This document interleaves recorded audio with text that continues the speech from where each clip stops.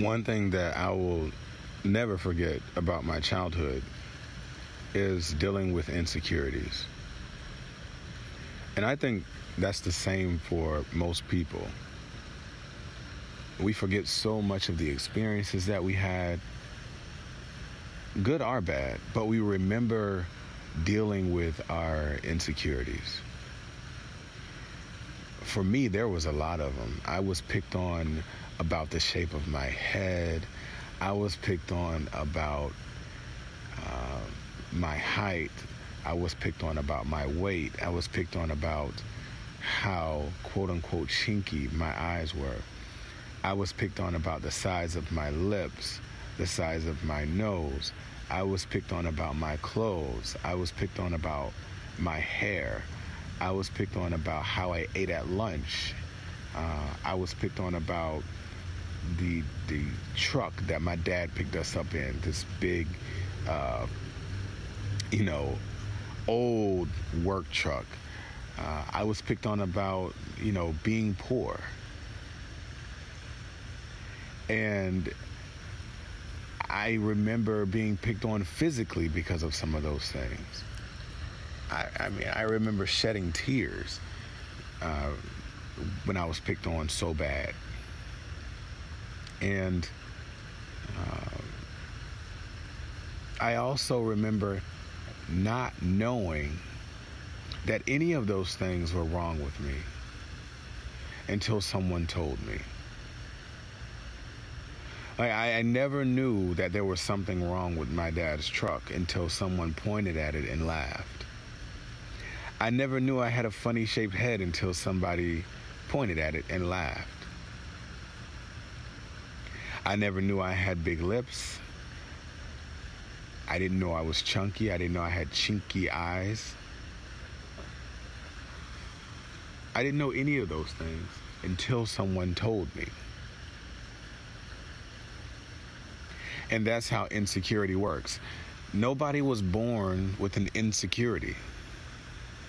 No matter what your insecurity is, it was given to you.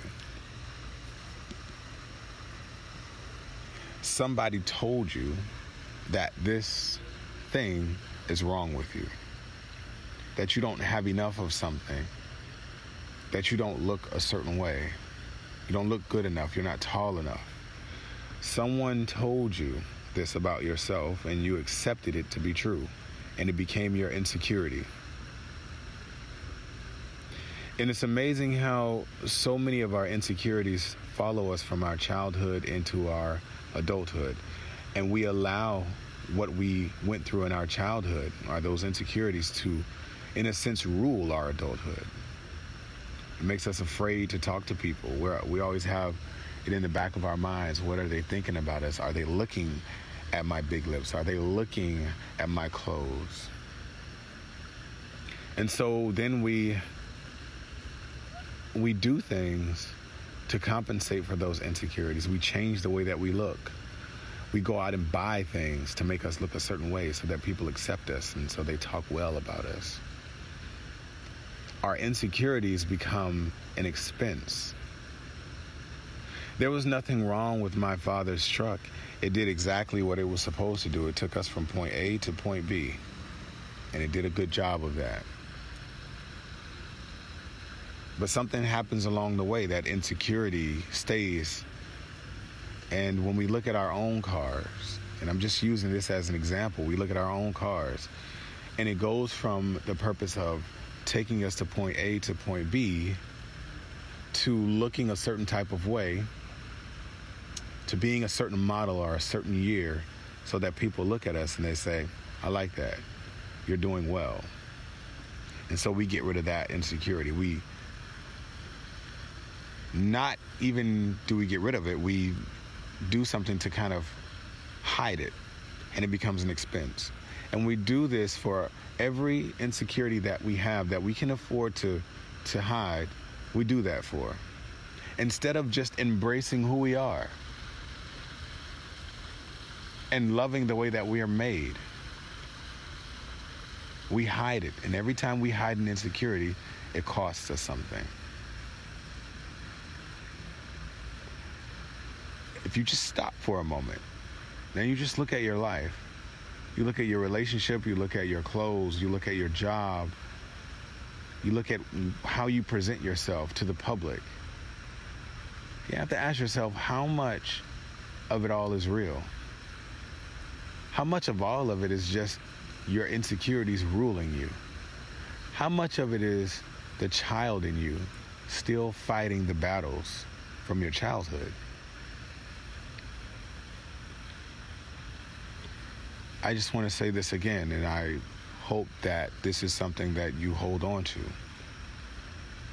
None of your insecurities are real. Holding on to those insecurities is what creates most of your suffering. It wasn't real until someone gave it to you. And that person giving you the insecurity isn't even the biggest problem. The biggest problem is that you took it and you owned it. You said that person is right about the way you look, the way you talk, the way you walk, everything. You said to yourself, that person is right, you owned it. And now it costs you every single day. None of it is real. You have the permission to release yourself from every single insecurity that you have. All you have to do is give yourself the green light. You can do that right now.